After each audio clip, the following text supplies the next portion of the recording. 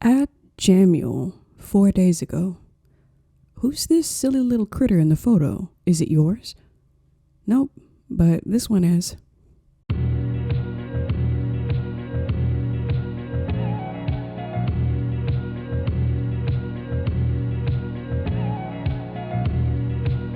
At Ortiz5475. I'm writing a handful of questions in case you receive too few of them. If that's not the case, just choose one or none. I don't know. 1. What's your work routine? Is it difficult to balance the energy and time investment in your channel/projects and in your other obligations? Back with another milk. Help! Help!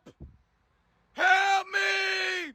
Help! My work routine mainly starts by listening to music. In fact, I can hardly be found without headphones on, and I don't really like engaging with others when I'm trying to enjoy my music. I love listening deeply and imagining potential ideas for videos. I'm that guy that puts his hand on the window and stares longingly into the stretch of road like it's a backdrop for my 2008 music video.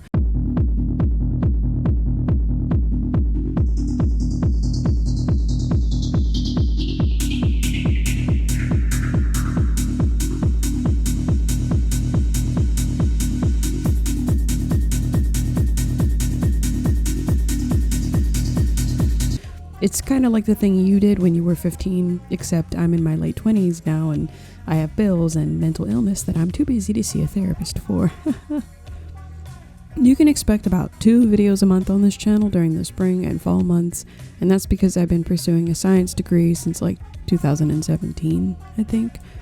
I've got 1 more year to go, but that's if I pass these fucking classes. Throughout community college and university, I've been trying to keep up with making art and animations while balancing a full-time job.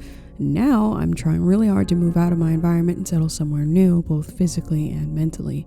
Obviously, this takes a big toll on my body, and lately I've run into some serious, if temporary, health problems, which explains the post on my feed and my lack of activity on Twitch. I'm feeling a lot better, but it's an uphill battle, and it will take some time for things to progress, so I appreciate everyone's patience.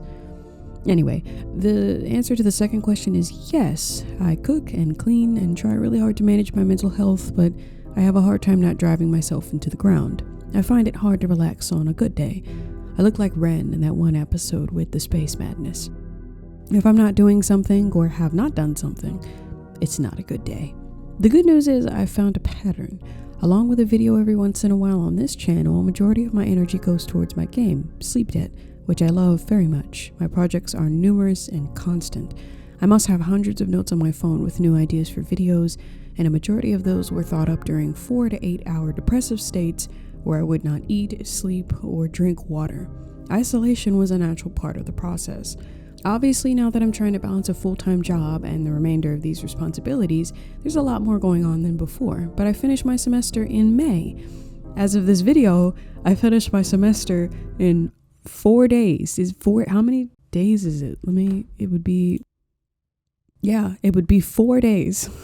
So hopefully there's going to be a good outcome to this. My workflow has changed a lot in recent years. Before, it used to be that I would spend hours sinking into an obsessive state of sadness, pacing back and forth or zoning out while listening to the same song over and over and over again. This caused obvious consequences though. Videos like You Are Uncaring, Skin, Friend, and Limbo are very obvious reflections of my poor mental state, and while these videos are deeply important to me, they only served as a stepping stone for my current line of work. My new workflow, instead of waiting to have a mental breakdown, is instead to harness an issue, taper and streamline it, and pour it into a canvas for days at a time. I rarely stream my animation process on Twitch because it requires concentration and deep thought. If I am particularly miserable and need to get something off my chest, there's no avoiding it. I need to express it. I prefer to be organized though. I mainly work now to communicate how I feel and give someone a takeaway at the same time. Days between projects are spent with it in the back of my mind, soaking in games and music that influence my decisions on how to finish the piece. I'm usually not happy with the majority of my work, but instead with making it. I love the process. I love making better art and improving each video above the last.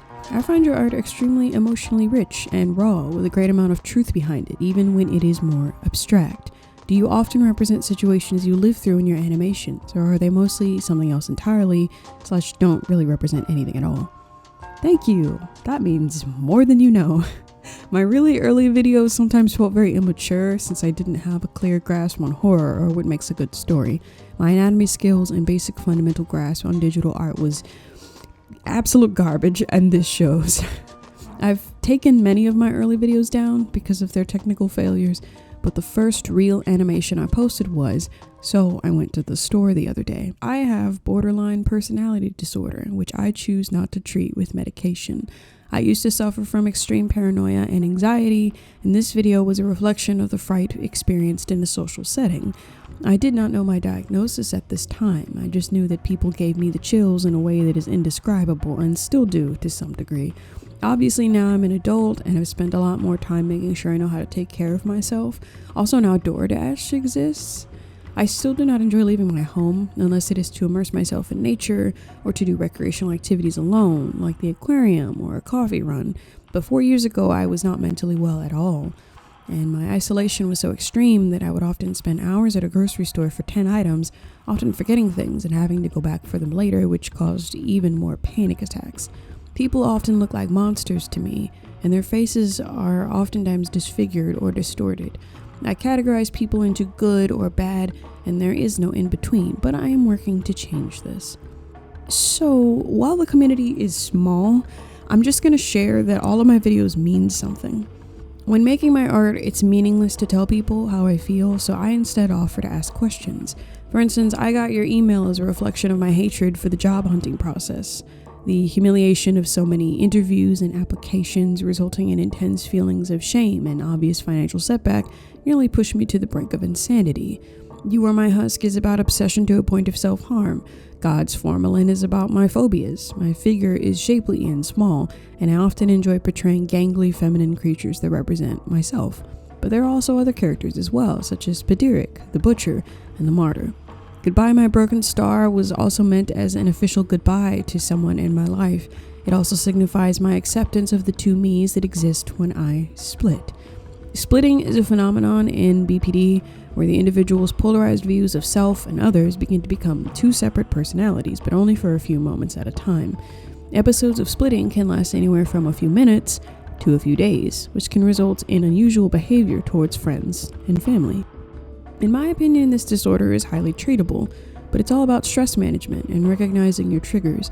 I have personal reasons for not being medicated, but definitely keep taking your medicine if you need it, and be sure to talk to friends and family for help.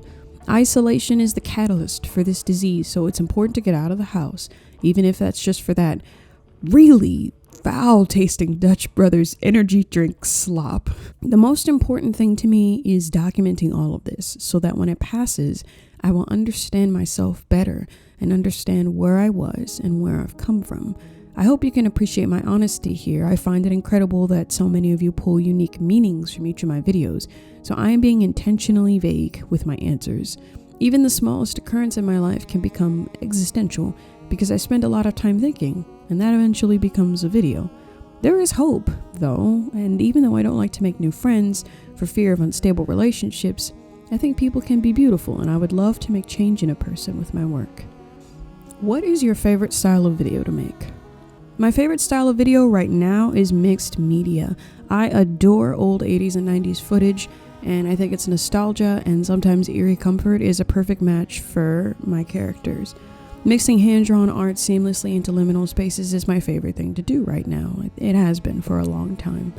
Lately, I've really enjoyed splicing real pictures into my work. I love the paper cutout feel of putting real or scanned images into animated videos. Desperately Safe was entirely hand-drawn, actually. I did not animate any part of that video digitally.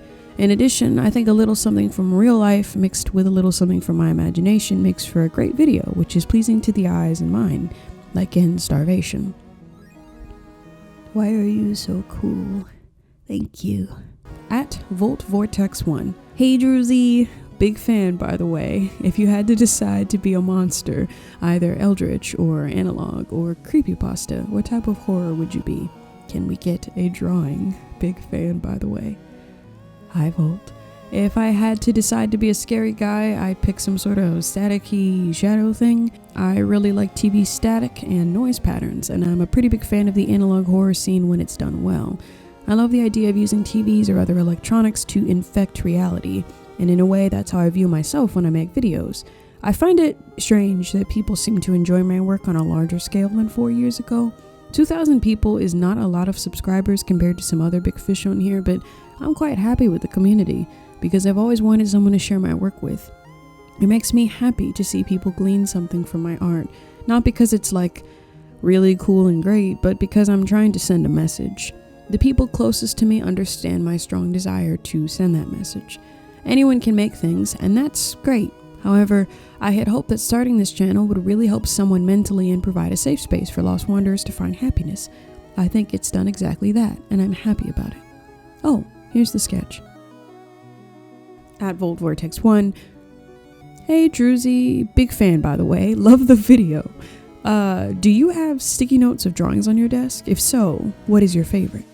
Yes, these ones.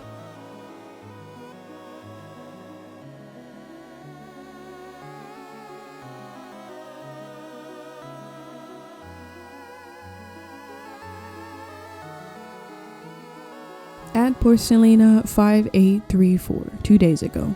Picture goes unfathomably hard. Yes, it do. At Wabadoo7, 4 days ago. Do you have a favorite song/album? I love the music you use in your videos. Okay. Well, the can of worms you just opened is unbelievable. I kind of hate that you asked this because, well, okay, you'll see.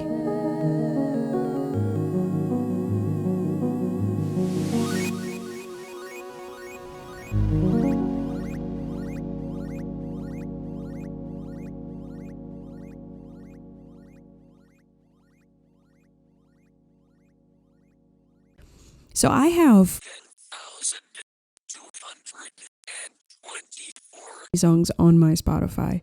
Yeah, I'm a music collector. I'm one of those dudes in the magic shop in the Bay Area with a wolf t-shirt on, and you're a young guy who just asked how I got started doing magic. I have been thinking about this question for a while and finally managed to narrow down some of my favorite genres. My very first experience with music was when I was like 13 or 14. I was listening to a lot of Pandora, and discovered Nujabes, Bonobo, and Röyksopp, and had these artists on repeat for days and days at a time. Before that, it was all Kirby, Superstar Ultra, Pikmin 1 and 2, Mother 3, Bowser's Inside Story, all soundtracks I sometimes revisit for the hell of it. I would spend a lot of time on YouTube shortly thereafter, and eventually discovered Radiohead. Radiohead is unequivocally my favorite band in principle alone. This band is my first encounter with real music, if anthemic and sad and often kind of preachy. There's hardly a song I don't recognize by Thom Yorke and the gang, and later after that I became interested in such a massive collection of deep cuts of music that I began isolating myself from others and studying different ambient and rock tracks. I got into some weird stuff for my age, like Square Pusher Bent, the Cinematic Orchestra, Frou Frou, Imogen Heap. My favorite classic composer is Niels Fromm, and I love his work on Trans Friends with Olafur Arnalds. In high school, I got real big into Boards of Canada and its industrial oppressive atmosphere, as well as the hypnotic sound of Black Moth Super Rainbow and tobacco. Aphex Twin is an obvious influence. His incredibly strange style of storytelling and danceable beats are easy on the ears and tease the imagination, although oddly, I have found no video concepts that do his work justice. My favorite records by him are Selected Ambient Works 8592, Zero, and Drugs. Lucene is the god of electronic ambient and house. He was my first real experience with house music and how beautiful it can be. Arterial is one of my favorite songs by him. If you watch the video, you'll eventually figure out why. Lucene has a fantastic ability to make cool, upbeat house tracks that, while simple, keep their emotional impact while still being danceable. His songs are repetitive but lush and warm, with synths that spill over into each other and beats that just don't stop. Post-rock albums by Sigur Rós, The Helios Sequence, and Mogwai become early staples on my playlist and often keep me company when I need someone to help me understand this thing I am wrestling with. Along with these artists go Grizzly Bear and Iron and Wine. To keep this concise, my favorite genres are trip hop, rock, ambient, electronic, hip-hop, and IDM. I could talk for hours about my favorite songs and the unique feel of each artist, but mainly I stick to music in my videos that YouTube won't fuck me up for. The genre that trumps all others for me, though, is trip-hop. Clams Casino is one of my all-time favorite musicians. These artists, and just a billion other artists, often fill up my days with the perfect soundtrack. I have a very soft spot for sad boy music, but I think other people hate this kind of music, and I feel self-conscious rocking it with others. If it's a bright and sunny Saturday afternoon, I'm going for a walk or a drive and listening to these artists. George Clinton and Washed Out, going there somewhere to, I don't know. This doesn't include my list of favorite rock artists like The Cure, Joni Mitchell, Smashing Pumpkins, Superheaven, David Bowie, Carnival, Prince, any of the rest of these on the screen. I have playlists. I have playlists on playlists, but if I keep going, we're going to be here all day. It's safe to say that if you do listen to it, I probably do too, but I don't take requests for songs to animate to, as that is a very personal process. At Winnie Buttercup 4 days ago. No way. Got any future projects ahead related to making a series of your own? I love your style very much and would imagine you making a show of it, or a short film at least. Yes. A long time ago, I started working on Unfear Me, my first and probably last comic on Webtoons. Unfear Me was inspired by Progress, Lumen. It's the boy who's a wolf. It's the wolf comic. It's that one. And a handful of animations on YouTube like Murder Cube. All of my games and characters have shared the same world, a post-apocalyptic piece of Earth reborn from a nuclear explosion called a city. On this shattered piece of Earth resides hundreds of newly evolved beings called Styx, and one in particular called the Scots, along with his lover Finn and his other silly friends, Cleary, Skitch, Ansel, and a bunch of other weirdos. A-City's leader, Beatus, and coincidentally Fenn's adoptive father, is a man with a sticky note-shaped head who rules over everything, and while he's a well-meaning and adorable fella in the comics, he's very prejudiced against the last of the human race. Enter 𝚂𝚘𝚋 and Enigma. I made these sketches and worked on them years before I started this channel, and I thought it'd be cool to plant these two dudes into the world of A-City as demon hunters in a kind of fish-out-of-water story. 𝚂𝚘𝚋 is a human turned demon by an accident, and Enigma is his shape-shifting best friend who can become a cat creature who is about 650 pounds and is mute. I've never shared this with anybody outside of close friends because I think it's a decent idea, and if you end up seeing it somewhere else on the internet, know it was stolen right from this video. To avoid that, I won't be showing too much concept art, just know that it has a high likelihood of being made when I get older, hopefully in my late 30s, and I would love to release the animation on YouTube as an original show, should time and space allow. Until then, I will be focusing on dark, short horror games like the ones I've featured on the channel. I do definitely have extensive plans for animations to entire songs, too. As of late, I would like to take a more serious turn with my work, and hopefully that can be reflected in Sleep Debt. At Mr. Sammy Shoa, 4 days ago, edited. It's false. No way. Not this time. What would you say is your biggest inspiration? Your content is wonderful, and I would love to know what inspired you. Thank you, you are very sweet. That's a hard question to answer. Obviously, I've talked about Invader Zim, Johnny the Homicidal Maniac, Courage the Cowardly Dog, Aqua Teen Hunger Force, Don't Hug Me, I'm Scared, and a few other cool pieces of art I love. I got my start from drawing Pokemon out of a book that was given to me in childhood by a friend, and then eventually moved on to Lion King OCs, which later became Horrible Monsters that I obsessed over. I like lots and lots of horror films, everything from the classics like Alien and The Shining to Blair Witch, to new flicks like Pearl and Longlegs. Hell, I even like The Stepfather. I get a lot of my inspiration from sci-fi horror and animators on YouTube like the ones from these channels. Unfortunately, I am nowhere near the technical skill of these animators, and that is due in part to my lack of focus and widespread of interests. Making an indie game and trying to make the music, art, and animation and code is fantastically difficult. And that's why that shit ain't expected until 2026, because I'm not gonna have it looking dusty. I love plenty of anime too, like Cowboy Bebop, Lane, Mob Psycho, Hellsing, Soul Eater, Beastars, Kill la Kill, and a whole bunch of other stuff. But I've found the highest concentration of incredible art on YouTube so far. I spent a great deal of time watching video gameplays and soaking in the internet's wonders. But I know I have to go touch grass sometime.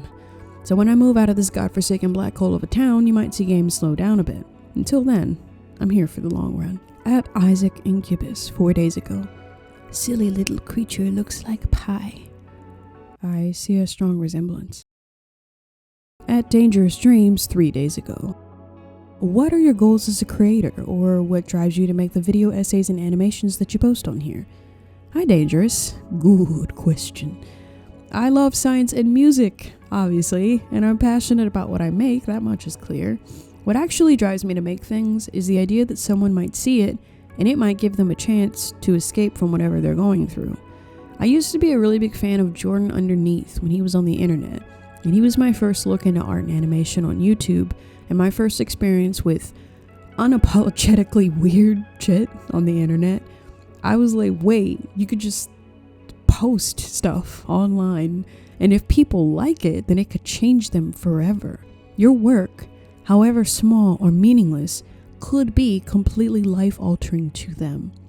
And I really liked that idea. I still like it a lot. I need an outlet for everything I feel, because I can't stop feeling things, and I feel things at 150% almost all of the time. Instead of having a mental breakdown, you put that shit into a funny, silly cat drawing and lift the misery up to the heavens where it gets recycled for the next season. If I stop posting here, I'm either unemployed and really sad about it, in school, dead in school, dying in classes, I'm in a hospital setting of some kind, either working or in recovery, employed and really happy about it, struggling to make this damn chair in Blender, or I've been kidnapped by Mothmen. I grew up in an era where Corey Kenshin and Chugga Conroy and Markiplier and John Wolfe were playing horror games and yelling at Prop Hunt and Happy Wheels and shitty horror games with low effort, and I've spent a lot of time making people feel the same kind of comfort that those YouTubers had me feel. I used to come home from work and watch Chugga play Pikmin 2 over and over, or watch Markiplier play Alien Isolation, and it was a really nice time to escape from what was happening to me. Making art is a privilege, and lots of that is due to you, the watchers. Thank you for being here, and for witnessing my growth as an artist. It's time for me to go make an entire dinner, because I had a life-threatening reaction to something I didn't know I was allergic to this week, and I'm still kind of itchy. I'm okay. And I can breathe, but I'm so itchy. I'm so itchy. I love you. I will be back with something. I'm not sure what yet. I've been wanting to make some short little pieces here and there when I have time, but nothing is written in stone, and I won't dare put any deadlines on videos for the channel. That's an easy way to burn out. I like to make what I like with little structure. That makes for the best art. Thank you for 2,000 subscriber-roonies. Be sure to smash that like button and hit that notification bell. Don't quit your day job. Okay. You get it. Have a good night. Until next time, stranger.